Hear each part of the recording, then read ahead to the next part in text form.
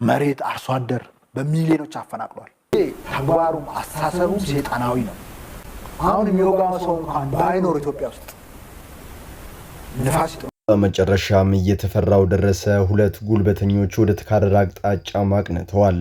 እንደሚታወቀው ብልጽግና የዘንድሮ ምርጫ ማሸነፉን ከምርጫ ቦርድ ከሰማ በኋላ በጠቅላዩ በክልል አመራሮች ላይ በግንባር ቀደምትነት ለውጥ ለማድረግ መነሳታቸው የሚታወቅ ሲሆን በዚህም በህዝብ ጥያቄ መሰረት በግንባር ቀደምትነት የተቀመጠው ኦቦ ሽመልስ አብዲሳ ነው።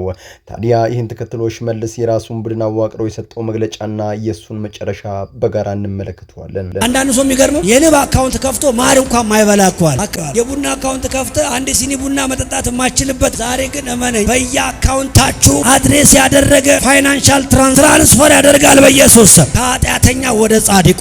ብዙዎቻችሁ እንደምታውቁት ከሰሞኑ በሀያት የጋራ መኖሪያ ኮንዶሚኒየም ቤቶች መካከል ለህፃናት መጫወቻ ብሎም ለልማት ለአረንጓዴ አሻራ ተብሎ የተቀመጠው መንደር ውስጥ ምን እንደታቀደ ባይታወቅም የዘረፈው ገንዘብ ልቡን ያሳበጠው የመንግስት ሰማያት ፓስፖርት አዘጋጅቻለሁ በዚያም ተሳፈሩ እያለ ህዝብ የሚያታልለው የባንክ አካውንታችሁን ሞላለሁ በሚል ቀቢጸ ተስፋ ብዙዎችን ያስለቀሰው የሐሰተኛ ነብይ ነው። ይኸው በአዲስ አበባ ከንቲባ እንዲሁም በመሬት አስተዳደሩ በኩል እየተደገፈ ህዝብን በማሳሰር ቦታውን እንቆጣጠረዋለን ሲል ተደምጧል። ምንድነው እየተከናወነ ያለው?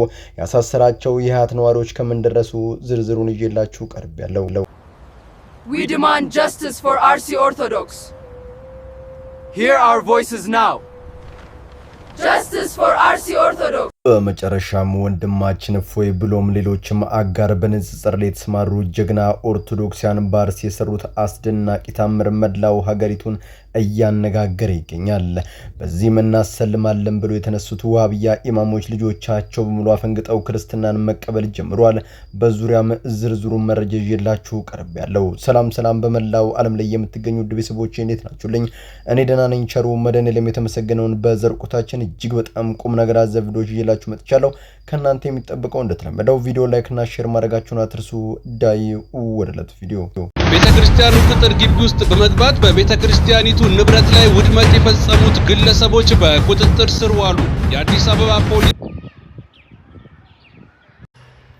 እርሱ የረድኤት ጋሻ የከፍተኛነት ሰይፍ ነው። ጠላቶች ይገዙልሃል፣ አንተም ከፍታቸው ትረግጣለህ እንደ ላው የአዲስ አበባ ህብረተሰብ ያስቆጣ ድርጊት በለሚ ኩራ ክፍለ ከተማ 2049 ኮንዶሚኒየም ተፈጽሟል። በአሁኑ ሰዓት ሀገራችን ኢትዮጵያ ሐሰተኛ ነቢያቶች ያለ ገደብ የሚፈነጩበትና ህዝብን የሚያታልሉባት ምድር ሆናለች። ነዋሪዎች ለልጆቻቸው መጫወቻ ለአካባቢው ልማት ብለው በጥንቃቄ ባቀኑት አደባባይ ላይ ራሱን ነብይ ብሎ የጠራውና የመንግስት ሰማያት ፓስፖርት እሸጣለሁ አካውንታችሁንም በዶላር ሞላለሁ እያለ ምስኪኑ ህዝብ በጠራራ ፀሐይ የሚያጭበረብረው ግለሰብ የመጫወቻ ሜዳውን ቀምቷል። ታዲያ ይህንን የኢሚግሬሽን የብሔራዊ ባንክ ህግ የጣሰ አታላይ ከህግ ከመጠየቅ ይልቅ ከንቲባዋና የመሬት አስተዳደሩ ይህንን መሬት በምን አግባብ ሸለሙት? መብታቸውን የጠየቁት ነዋሪዎችስ ለምን ለእስር ተዳረጉ? ዝርዝሩን ይዤላችሁ ቀርቤያለሁ። ዛሬ በአዲስ አበባ ከተማ የምናየው ክስተት የህግ የበላይነት ሙሉ በሙሉ መሞቱንና ስርዓቱ ለአታሎች ጋሻ መሆኑን ያረጋገጠ ነው። ነዋሪዎች በጋራ ገንዘባቸውና ጉልበታቸው ያቀኑትን ህጻናት የሚጫወቱበት ሜዳ የከተማው መሬት ማኔጅመንት ለዚህ አወዛጋቢ ግለሰብ አሳልፎ ሰጥቷል። የህዝቡ ጥያቄ እጅግ በጣም መሰረታዊ ነው። የግለሰብ የሐሰት የሰማይ ፓስፖርት እያተመ በከፍተኛ ብር የሚሸጥ የሀገሪቱን የኢሚግሬሽን ህግ የጣሰ ወንጀለኛ አይደለምን? አካውንታችሁን በታምራት እሞላለሁ እያለ የብሔራዊ ባንክን የፋይናንስ ህግ የሚጥስ አጭበርባሪ አይደለምን? ታዲያ ህግ አስከባሪው አካል ይህንን ሌባ ትቶ መብታቸውን የጠየቁትን የልጆቻቸው ሜዳ ያስከበሩትን ምስኪን ነዋሪዎች ለማሰር ለምን ተሽቀዳደመ? ትልቁ ጥያቄ ነው። ዘመኑ ሐሰተኛ ነቢያቱን በህዝብ መሬትና አምባ ያበለጸገ እውነተኛውን ዜጋ ድባቅ የሚመታበት የጨለማ ዘመን ሆኗል። ይህንን አስነዋሪ በመጽሐፍ ቅዱስ መነጽር ስንመዝነው በማቴዎስ ወንጌል ምዕራፍ 7 ከቁጥር 15 ላይ ጌታችን መድኃኒታችን ኢየሱስ ክርስቶስ ቃልን ያስታውሰናል። የበግ ለምድ ለብሰው ከሚመጡባችሁ በውስጣቸው ግን ነጣቂ ተኩላዎች ከሆኑ ከሐሰተኞች ነቢያቶች ተጠበቁ ይለናል። ዛሬ አዲስ አበባን የወረቷት እነዚህ ነጣቂ ተኩላዎች ናቸው።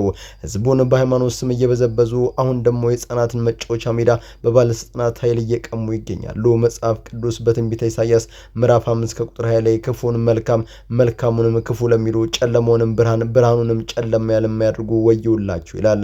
ወንጀለኛውን አክብሮ መብት ጠያቂውን ዜጋ ወደ እስር ቤት የሚወረውር ስርዓት ፍጻሜው መለኮታዊ ቁጣና ውድቀት ብቻ ነው። ይህንን ወደ ዓለም አቀፍ የመልካም አስተዳደር የከተማ ፕላን መሮች ስንወስደው በኮንዶሚኒየም መንደሮች ውስጥ የሚገኙ ክፍት ቦታዎች የነዋሪዎች የጋራ ይዞታ እንጂ የከተማዋ ከንቲባ ወይም የባለስልጣናት የፈለጉት አታላይ የሚሰጡት የፖለቲካ ጉቦ አይደለም። በአሁኑ ሰዓት መንግስት የሰዎችን የኑሮ ጫና ተጠቅመው የሚነግዱ አታላዮችን ከመከላከል ይልቅ በይፋ መሬት እየሸለመ ማበረታቱ የህግ ስርዓቱን ፍጹም ማፈራረስን ያሳያል። በአጠቃላይ በለሚ ኩራ ክፍለ ከተማ የተፈጸመው የድርጊት የባለስልጣናቱና የሐሰተኛ ነቢያቱን ስምምነት የጥግ እንደደረሰ ያሳየ የእፍረት ማህተም ነው። የህፃናት መጫወቻ ሜዳ ይቀማም፣ ሐሰተኞች መድረኮች ሊሰጣቸው የማይገባም፣ የታሰሩት ነዋሪዎች በአስቸኳይ ፈቱ፣ የህዝብ መሬትም ለህዝብ ይመለስ፣ እውነት ያሸንፋል፣ የግፈኞች መጋረጃም ይቀደዳል። We demand justice for RC Orthodox. Voices now. Justice for RC Orthodox. እፎይ ጸልይልኝ። እሺ ኢየሱስ ጌታ ነው። ድጋሚው አንዴ የክርስቶስን ስም የሚጠራ ሁሉ ይድናል ይላል። ለጀነት ሰዎች አላቸው ጡታቸው ጉች ያሉ ሴቶች አላቸው። ብር ጀነት በብር ነው የሚገዛው። ጀነት ብር ይፈልጋል። ዝም ብለህ የአረቢ ጀነት ብትል የለም አምጣ ብር። ሰበር ዜና። ድል ለቅድስት ኦርቶዶክስ ተዋሕዶ ቤተክርስቲያን። በአርሲ ምድር ለዓመታት የተዘራው የጥላቻና የጽንፈኝነት መጋረጃ በታላቅ ታምር ተቀዳዶ ወድቋል። ክርስቲያኖችን በማሳደድ በማፈናቀልና ሰማዕት በማድረግ ኦርቶዶክሳዊነትን ከአርሲ ምድር ላይ ጨርሼ አጠፋለሁ ብሎ የተነሳው የአጥፊዎቹ ስብስብ ዛሬ በገዛ ልጆቹ ታሪካዊ ሽንፈትን ተከናንቧል። የአርሲ ወጣቶች የጽንፈኝነትን እብደት ወደ ጎን በመተው የነፎይና መሰል ወንድሞቻችን እውነተኛ ድምጽ በማዳመጥ በነቂስ መንቃትና ጥያቄን መጠየቅ ጀምሯል። በዚህም ካለፈው የጨለማ መንገድ ወጥተው በክብር ወደ ክርስትና ብርሃን መመለሳቸው መላው ዓለምን አስደምሟል። የታላቅ የምስራች ለአጥፊዎችና ለእስረኞች የአንገት ገመድ ሲሆንባቸው ለቅድስት ቤተክርስቲያን ግን የታላቅ ትንሣኤ ብርሃን ሆኗል። ገና ምን አይታችሁ እውነት መገለጥ ጀምሯል። አሁኑኑ ዝርዝሩን ይዤላችሁ ቀርቤያለሁ። ውድ ተመልካቾቼ እግዚአብሔር አምላክ መከራን ወደ በረከት፣ ለቅሶን ወደ ታላቅ ደስታ የመለወጥ ድንቅ ታምረኛ አምላክ ነው። በአርሲ ዞን ንጹሃን ክርስቲያኖች በግፍ የታረዱበት አብያተ ክርስቲያናት የነደዱበት መራር ታሪክ ሁላችንንም ሲያስለቅሰን መቆየቱም ይታወቃል። ነገር ግን አጥፊዎች ያንን ግፍ የፈጸሙት ህዝብን አስፈራርተው እምነቱን ለማጥፋት ቢሆንም የሰማዩ አምላክ ግን ያንን መከራ የጽናት መግለጫና ለብዙዎች መበሪያ አድርገው ዛሬ በአርሲ ምድር ላይ የሚኖሩ ወጣት ልጆች የአካባቢዎቹን የጽንፈኝነት መርዝ አልቀበልም በማለት የጀግኖቹን የነፎይና መሰል ወንድሞቻቸውን የፍቅርና የእውነት ትምህርት በጥሞና ማዳመጥ ጀምረዋል። ለምንድነው ንጹሃንን የምናሳድደው? ለምንድነው ክርስትናን የምንጠላው ብለው ራሳቸውን መጠየቅ የጀመሩት እነዚህ ወጣቶች ፍለጋቸው እውነተኛውን ብርሃን አግኝተዋል። በጥላቻ የተገነባው መዋቅር ሳይወድ በግዱ በገዛ ብራኩ ከፋይ የሆኑ ልጆቹ ክርስትናን የፍቅር የሰላምና የእውነት መገኛ መሆኑን መስክረው በደስታና በእንባ ማተባቸውን ሲያስሩ ለማየት በቅቷል። ይህ ክስተት በጥላቻ ላይ የቆሙት አጥፊዎች ታላቅ የህሊና ስብራትና የአንገት ገመድ ሆኖባቸዋል። ይህንን ታላቅ ተአምር የብርሃን ጉዞ በመጽሐፍ ቅዱስ መነጽር ስንመዝነው በትንቢተ ኢሳይያስ ምዕራፍ 9 ከቁጥር 2 ላይ ያለውን ታላቅ መለኮታዊ ቅዱስ ቃል ያስታውሰናል። በጨለማ የሄደ ህዝብ ታላቅ ብርሃን አየ፣ በሞት ጥላ ሀገር ለኖሩ ብርሃን ወጣላችሁ ይለናል። አዎ በአርሲ ምድር በጽንፈኝነት የሞት ጥላ ውስጥ የነበሩት ወጣቶች ዛሬ እውነት ብርሃን ወጥቶላቸዋል። መጽሐፍ ቅዱስ በማቴዎስ ወንጌል ምዕራፍ 16 ከቁጥር 18 ላይ ቤተክርስቲያንን እሰራታለሁ የገሃነም ደጆችም አይበግሯትም ይላል። ቤተክርስቲያንን በሰይፍና በእሳት እናጠፋለን ያሉት አካላት ዛሬ ገዛ ልጆቻቸው የቤተክርስቲያን ምሰሶና ማገር ለመሆን በደስታ ሲመጡ አይቷል። እውነት መቼም ቢሆን በጥላቻ አይቀበርም። ፍቅር ሁልጊዜም ካስመሳይነትና ከጭካኔ በላይ አሸናፊ ነው። ይህንን ወደ ዓለም አቀፍ ማህበረሰብ ንቃተ ህሊናና የሃይማኖት ነጻነት መሪዎች ስንወስደው ትውልድ እውነትንና መረጃን በነጻነት ማግኘት ሲጀምር በአምባገነንነትና በጥላቻ የተገነቡ መዋቅሮች በሙሉ መፈራረሳቸው የማይቀር ሀቅ ነው። የሰው ልጅ ተፈጥሮ ህሊና ሁልጊዜም ወደ ሰላምና ወደ ፍቅር ያዘነብላል። የአርሲ ወጣቶች ያሳዩት የሰው ሰራሽ ጥላቻ ፖለቲካና ጽንፈኝነት ስብከት በንቃተ ህሊና ፊት ፈርሶ እንደሚወድቅና እውነተኛው የወንድማማችነት ፍቅር እንደሚያሸንፍ ነው። በአጠቃላይ በአርሲ ምድር እየታየ ያለው ታሪካዊ ለውጥ የእግዚአብሔር አምላክ የፍትህ ስራ መገለጫ ነው። ጥላቻ ይፈርሳል፣ ፍቅር ግን ለዘላለም ይነግሳል። ልጆቻቸው ከጨለማ ወደ ብርሃን የመመለሳቸውና እውነተኛውን እውነት ለትውልድ የገለጠውን የሰማይ አምላክ ስም ለዘላለም የተመሰገነውን ገና ምን አይታችሁ እውነት ማሸነፏን ትቀጥላለች። ፍትህ ለአርሲ። መሬት አርሶ አደር በሚሊዮኖች አፈናቅሏል። ተግባሩም አስተሳሰቡም ሰይጣናዊ ነው። በጣም ትምክተኛ ነው። በጣም ትዕቢተኛ ነው። አሁን የሚወጋው ሰው እንኳን ባይኖር ኢትዮጵያ ውስጥ ንፋስ ይጥሏል። በመጨረሻም የተፈራው ታላቅ የፖለቲካ መናወጥ ደረሰ። የብልጽግና ፓርቲ ዘንድሮ ምርጫ ማሸነፉን ከምርጫ ቦርድ በይፋ ከሰማ በኋላ ጠቅላይ ሚኒስትሩ በክልል አመራሮች ላይ ስር ነቀል ለውጥ ለማድረግ ቆርጠው ተነስቷል። በዚህም በህዝብ ጥያቄና በደል መሰረት በግንባር ቀደምትነት ከስልጣን እንዲነሳ የተፈረደበት የኦሮሚያው ፕሬዝዳንት አቶ ሽመልስ አብዲሳ ቢሆንም ነገሩ በቀላሉ የሚያልቅ አልሆነም። ሽመልስ አብዲሳ የራሱን ታጣቂና የፖለቲካ ቡድን በሚስጥር አዋቅሮ የሰጠውን ከስልጣን ያትምጡብኝ የራሴን መንገድ እከተላለሁ የሚለው መግለጫ መላው ሀገርን በስጋት አናውጧል። በሁለቱ ምድራዊ ጉልበተኞች ድብድብና ፉክክር መሃል ግን ምስኪኑ ህዝብ እንዳይጎዳ የሁላችንም ጸሎት ነው። ዛሬ የሽመልስ አብዲሳ አስተዳደር በህዝብ ላይ ያደረሰውን መራር በደልና እሱ ኮንበሩ ሲነሳ በኦሮሚያ ምድር ሊመጣ የሚችለውን ታላቅ ሰላም ፊት ለፊት እንተነትነዋለን። ውድ ተመልካቾቼ ባለፉት ዓመታት በአቶ ሽመልስ አብዲሳ የመራው የኦሮሚያ ክልል አስተዳደር በሀገራችን ታሪክ ታይቶ የማይታወቅ የመልካም አስተዳደር ውድቀትና የዜጎች መፈናቀል ያስተናገደበት መራር ዘመን ነው። በአርሲ በወለጋና በተለያዩ አካባቢዎች ንጹሃን ኦርቶዶክሳውያን ልዩ ልዩ ብሔረሰቦች በጠራራ ፀሐይ ሲታረዱ፣ አብያተ ክርስቲያናት መስጊዶች በጥላቻ ሲቃጠሉ፣ መንገዶች ተዘግተው በየቀኑ ንጹሃን በሚሊዮን የሚቆጠር ብር እየተጠየቀባቸው ሲታገቱ፣ የክልሉ አስተዳደር ግን ወንጀለኞችን ለህግ ከማቅረብ ይልቅ የሥራ ፖለቲካ ሲያደራጅ ቆይቷል። የህዝብ እንባና ደም ነው እንግዲህ ዛሬ ላይ የስልጣን ወንበሩን እያነቃነቀ የሚገኘው። አሸናፊው ገና በይፋ ያልተለየበት የሁለቱ ጉልበተኞች የውስጥ ጦርነት ፍጥጫ ሽመልስ አብዲሳ ስልጣኑን ላለማጣት የራሱን የጥፋት መዋቅር እያደራጀ መሆኑን ያሳያል። ነገር ግን መላው የኢትዮጵያ ህዝብና የፖለቲካ ተንታኞች በአንድ ድምጽ የሚስማሙበት አንድ ታላቅ እውነት አለ።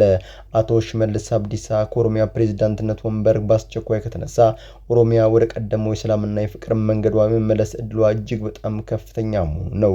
ምክንያቱም ለዓመታት ወንድምን ከወንድም ጋር ሲያባላ የሃይማኖት ግጭት ሲጠነስስና ህዝብን በብሔር ሲከፋፍል የነበረው ዋናው የሴራ ማሽን እሱና ከሱ በታች የዘረጋው አግላይ መዋቅር መሆኑ ነው። ይህ የስልጣን ስግብግብነትና የህዝብን መብት መርገጥ በመጽሐፍ ቅዱስ መነጽር ስንመዝነው በትንቢተ ሕዝቅኤል ምዕራፍ 34 ከቁጥር 2 ላይ ያለውን መለኮታዊ ውግዘት ያስታውሰናል። ራሳቸውን ለሚያሰማሩ ለእስራኤል እረኞች ወዮላቸው፣ እረኞች በጎችን ያሰማሩ ዘንድ አይገባምን? አዎ ሽመልስና ቡድኑ ህዝብን እንደረኛ ከመጠበቅ ይልቅ የራሳቸውን ስልጣንና ጥቅም ብቻ ሲያሰማሩ ኖሯል። መጽሐፍ ቅዱስ በምሳሌ 29 ከቁጥር 2 ላይ ጻድቃን በብዙ ጊዜ ህዝብ ደስ ይለዋል፣ ኃጢአተኞች በሰለጠኑ ጊዜ ደግሞ ህዝብ ያለቅሳል ይላል። ላለፉት ዓመታት የአርሲና የመላው የኦሮሚያ ህዝብ ለቅሶ የኖረው በዚህ የፖለቲካ ሴራ ምክንያት ነው። የሰማይ አምላክ ግን የህዝቡን እንባ ሰምቷል። የንጹሃን ደም ፍትህን እየጠየቀ ስለሆነ በጥላቻና በደል የተገነባው የሽመልስ የስልጣን ማማ መናወጡ የማይቀር መለኮታዊ ህግ ነው። ይህንን ወደ ዓለም አቀፍ የፖለቲካና መረጋጋት መሮች ስንወስደው በአንድ ክልል ወይም ሀገር ውስጥ ዘላቂ ቀውስና ጦርነት ሲነክስ ቀውሱ ለፈጠሩት የጥላቻ ንግግር ማህበረሰቡን የከፋፈሉ መሪዎች ከስልጣን ማንሳት የመጀመሪያውና ቀዳሚው የሰላም መንገድ ነው። አቶ ሽመልስ አብዲሳ ከስልጣን መነሳቱ በክልሉ ውስጥ አዲስ ሁሉን አቀፍ ውይይትና ለመጀመር የታሰሩ ህሊና እስረኞች ለመፈታትና የጎረቤት ክልሎች ጋር የተበላሸውን ግንኙነት በሰላም ለመጠገን ታላቅ በርን ይከፍታል። በአጠቃላይ በጠቅላዩና በአቶ ሽመልስ አብዲሳ መካከል የተነሳው የስልጣን ፉክክር ፍጻሜው ምን እንደሚሆን የምናየው ቢሆንም የህዝቡን ትልቁ ፍላጎት ግን ሰላም ነው። ሽመልስ ከስልጣን ተነስቶ የሴራው መጋረጃ ሲቀደድ ኦሮሚያም ሆነች መላው ኢትዮጵያ የእፎይታ አየር መተንፈሷ የማይቀር ነገር ነው። በጉልበተኞች ጦርነት መሃል ምስኪኑ ህዝባችን እንዳይጎዳ ፈጣሪ ይጠብቅልን። ፍትህ ለአርሲ ሰማዕታት፣ ሰላም ለሀገራችን። በመላው ዓለም ላይ የምትገኙ ቤተሰቦች ለዛሬ እናንተን ያስተምራሉ፣ ይጠቅማሉ፣ መረጃ ምናሉ ብያሰብኳቸው ቪዲዮዎች በዚህ መልኩ አቀርብኩላችሁ። በቀጣይ ቪዲዮዎች አስተማሪ ቪዲዮዎችን እንገናኛለን። ለዚህ ቻናል አዲስ ከሆናችሁ ምን ይጠብቃችሁ ነው? መለስ ያላችሁ ሰብስክራይብ፣ ላይክ፣ ሼር ማድረጋችሁን አትርሱ። ባላችሁበት ወጥቶ ክፉ ሳይነካችሁ በሰላም በቸር በጤና ቆዩልኝ። ይመቻችሁ።